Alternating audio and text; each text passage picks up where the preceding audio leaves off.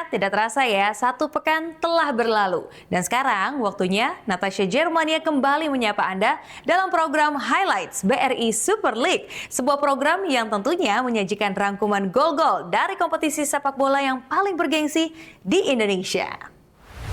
Pekan ke-7 dari BRI Super League telah usai. Borneo FC Samarinda semakin kokoh di puncak klasemen setelah menaklukkan tim papan atas lainnya, yaitu Persija Jakarta.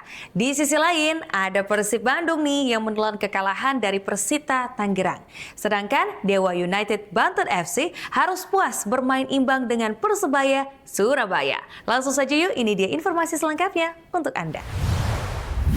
Duel dua tim papan atas tersaji pada game week ke-7 BRI Super League. Tuan rumah Borneo FC Samarinda sebagai pemuncak klasemen ditantang Persija Jakarta yang berada di posisi ketiga. Kemenangan menjadi hal krusial bagi Macan Kemayoran karena raihan 3 angka akan mendongkrak posisi mereka di klasemen. Namun, bukan perkara mudah untuk bisa mendulang 3 poin dari Segiri. Menjelang akhir babak pertama, gawang Macan Kemayoran kebobolan oleh aksi individu dari Joel Vinicius. Penyerang asal Brazil tersebut sukses memenangi duel dengan pemain belakang Persija dan menempatkan bola ke sudut gawang Adri Tani. Skor menjadi 1-0 saat turun minum. Pada babak kedua, kepercayaan diri para pemain pesut etam semakin bertambah. Alhasil hanya 10 menit setelah kembali dari kamar ganti, Borneo menggandakan kedudukan lewat sontekan dari Kei Hirose yang memanfaatkan umpan terobosan Juan Villa. Berupaya mengejar defisit 2 gol, para pemain Persija semakin gencar memberikan tekanan untuk tuan rumah. Akan tetapi, penyelesaian yang kurang maksimal ditambah tangguhnya tembok pertahanan Borneo membuat upaya dari anak asuh Mauricio Souza selalu gagal. Borneo bahkan mampu menambahkan pundi-pundi gol ketika pertandingan memasuki menit ke-90. Douglas Coutinho mencetak gol ketiga bagi pesut etam setelah menerima umpan Fajar Faturrahman. Tim tamu hanya mampu menepiskan defisit ketertinggalan ketika pertandingan memasuki menit ke-8 injury time. Namun, gol Gustavo Almeida tidak mampu menyelamatkan Persija dari kekalahan.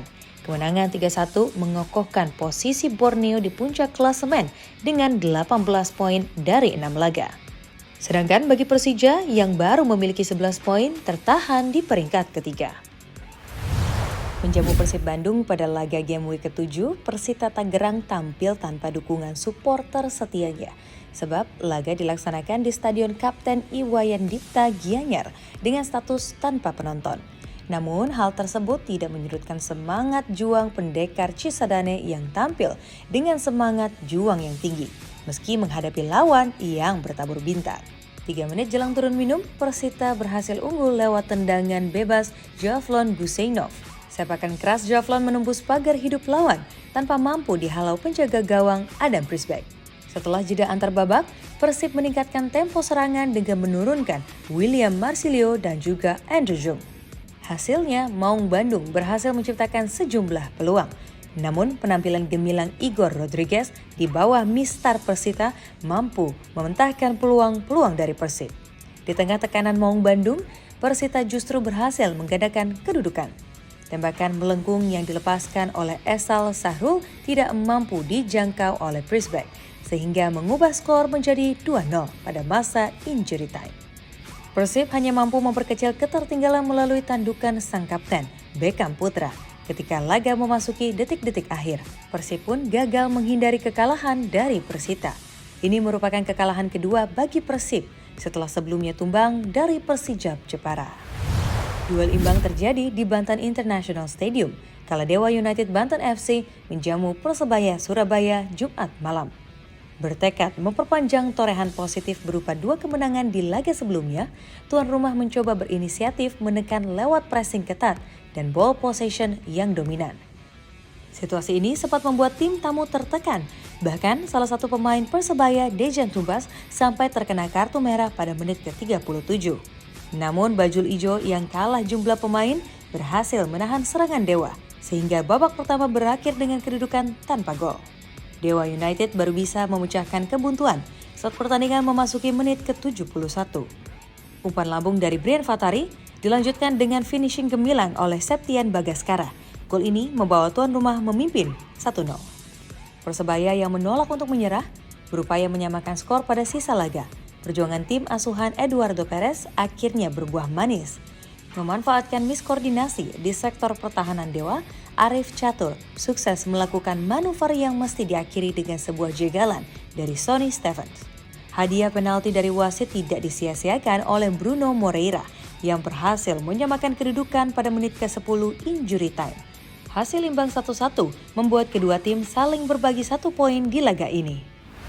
Kembali lagi bersama saya, Natasha Jarwadia dalam program Highlights BRI Super League. PSIM Yogyakarta berhasil naik ke posisi kedua klasemen sementara setelah menahan imbang PSM Makassar. Dan hasil seri ini juga terjadi di Solo antara Persis menghadapi Arema FC. Di laga lainnya ada Persijap Jepara yang menelan kekalahan kandang beruntun usai menyerah dari Persik Kediri. Ini dia selengkapnya. Usai mencatatkan kemenangan pertama di pekan lalu, PSM Makassar bertekad melanjutkan tren positifnya kala menatap laga Game Week ke-7. Namun laga yang dihadapi tidak mudah, yaitu PSIM Yogyakarta yang sedang menghuni papan atas klasemen BRI Super League.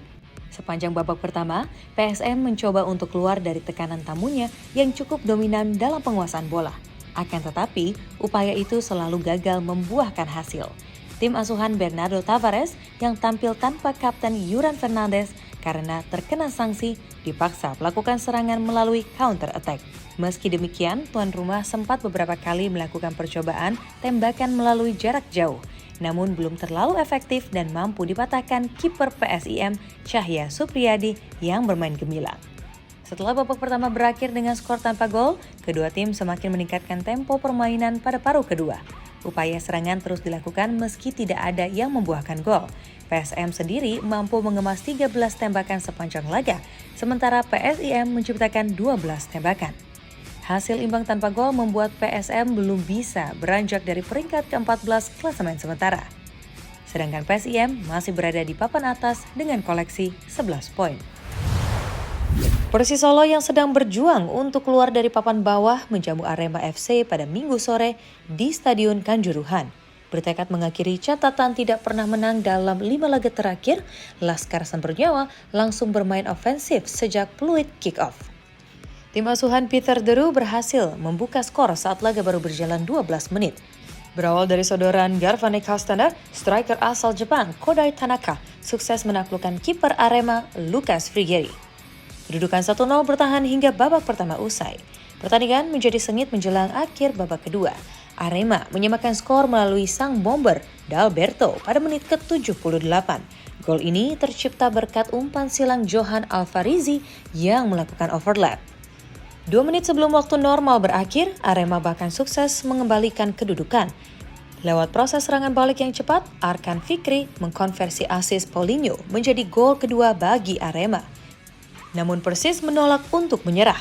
Di tengah waktu yang kian menipis, Kastaner menyelamatkan muka tuan rumah dari kekalahan berkat gol yang dibuatnya pada injury time. Skor 2-2 menjadi hasil akhir dari pertandingan ini. Persijap Jepara mencoba mengembalikan keangkeran Stadion Gelora Bumi Kartini yang pekan lalu ternoda oleh kekalahan dari Persita Tangerang. 3 poin pun menjadi incaran pasukan Laskar Kalinjamat saat menjamu Persik Kediri pada Sabtu malam. Sayangnya, hasrat yang besar untuk memperoleh kemenangan justru membuat tim asuhan Mario Lemos terlena.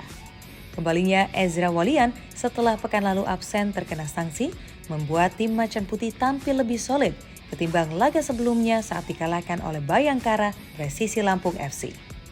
Pada menit ke-18, Ezra terbukti membuat assist yang mengawali gol dari Jose Enrique melalui sundulan kepala. Gol pemain depan asal Spanyol tersebut menjadi pembeda pada babak pertama. Persijap yang tertinggal 1 gol mencoba meningkatkan intensitas permainan pada babak kedua. Beberapa kali ancaman mampu diberikan oleh tuan rumah yang mengandalkan Rosalvo Junior. Akan tetapi, absennya Carlos Franca di lini depan membuat Persijap kesulitan dalam menyelesaikan serangan. Sebaliknya, kegagalan mencetak gol justru membuat barisan pertahanan Persijap lengah. Hal ini dimanfaatkan oleh Persik yang mencetak gol kedua melalui William Lugo. Gol ini berawal dari upaya Pedro Matos melakukan terobosan di kotak penalti. Skor 0-2 tidak berubah hingga wasit Totok Fitrianto menutup peluit akhir. Persijap pun tertahan di peringkat 14, sementara Persik masih nyaman berada di papan tengah. Ya, masih bersama saya di Highlights BRI Super League. 3 poin berhasil diraih Malut United dan juga Bali United di kandang lawan-lawan mereka.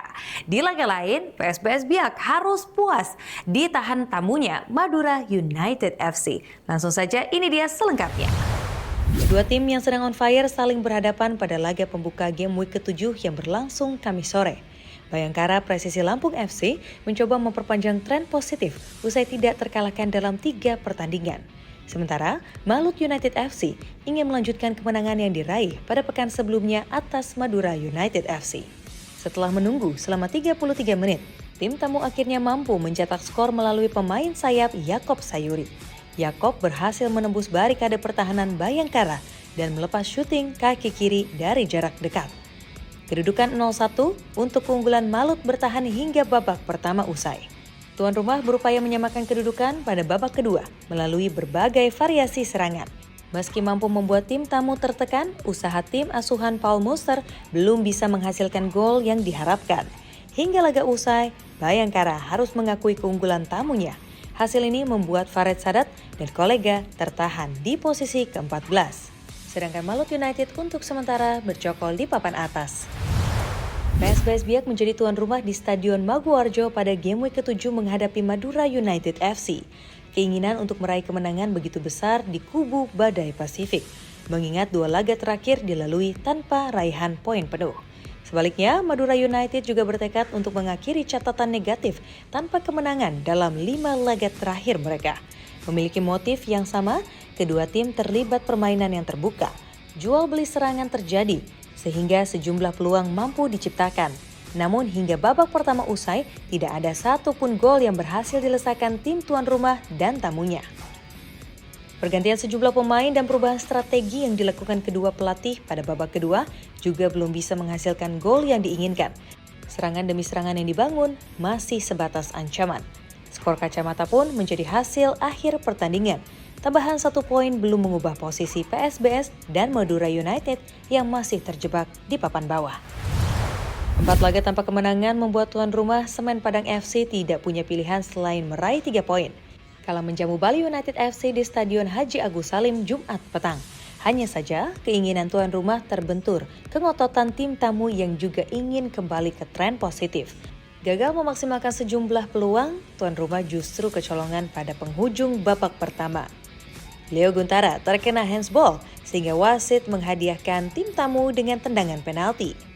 Boris Kopitovic tidak membuang kesempatan emas ini untuk mengubah skor menjadi 1-0 untuk Bali United.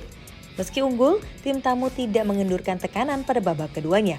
Permainan positif yang diperagakan oleh tim asuhan Johnny Johnson terbukti mampu menghasilkan ancaman ke gawang tuan rumah. Bahkan tim tamu akhirnya sukses menggandakan skor saat pertandingan memasuki menit ke-73. Salah satu pemain U21 yang dimiliki Bali United yaitu Rainer Barusu berhasil mencetak gol pertamanya untuk Laskar Serdadu Tridatu melalui sebuah tembakan keras. Tertinggal 0-2, tuan rumah sempat membuka asa. Cornelius Stewart berhasil memenangi duel udara dengan para pemain Bali dan mencetak gol pada menit ke-77. Di tengah upaya Semen Padang yang kian gencar melakukan serangan menjelang akhir pertandingan, Bali United justru kembali menjauh. Sodoran Kopitovic yang diakhiri sontekan Muhammad Rahmat mengubah skor menjadi 1-3 untuk kemenangan Bali United. Wow, Sobat Liga, tidak terasa kita sudah sampai di penghujung acara. Semoga informasi tadi bisa memberikan hiburan bagi Sobat Liga semuanya ya. Tapi sebelum berpisah, Natasha pengen ingetin nih, jangan lupa untuk klik tombol like, share, serta berikan kritik dan juga saran di kolom komentar di bawah ya. Akhir kata, Natasha Germania pamit undur diri. Sampai jumpa lagi di episode berikutnya. Keep sportive and see you next time. Bye-bye!